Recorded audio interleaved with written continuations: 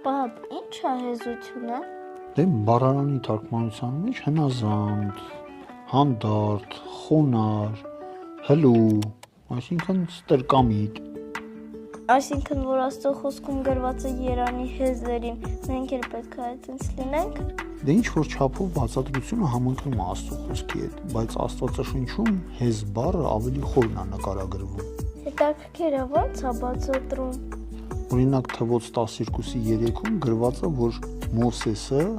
աշխարհի բոլոր մարդկանցից ամենահեզն էր։ Բայց հիշում ես, ինչ արեց, երբ որ տեսավ Իսրայելի ժողովրդին կուրկ պաշտելիս։ Չգայնացավ, պատվիրանները ջարդեց, ոսկու հորթին փշրեց, խմացրեց ժողովրդին։ Ճիշտ է, իսկ Հիսուսը ինչ ես կարծում, հեզ էր, երբ որ երկրի վրա էր։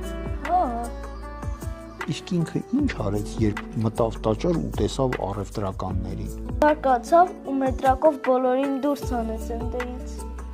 Ապրես, ճիշտ ես հիշում։ Իրականում Աստվածաշնչում երևում է սուրբ բարկության միտքը, որը չի խանգարում մարդուն հեզ լինել։ Այդ ո՞նց։ Այս երաներին կարելի է այսպես ասել. երանի այն մարդուն, ով զայրանում է ճիշտ ժամանակին, ոչ իր եսի համար, եւ երբեք չի զայրանում առանց պատճառի, ով լիովին վերահսկում է իր յուրաքանչյուր բնազդը, իր յուրաքանչյուր դրդումները եւ իր կիրքը, քանի որ առաջնորդվում է Աստծո կողմից,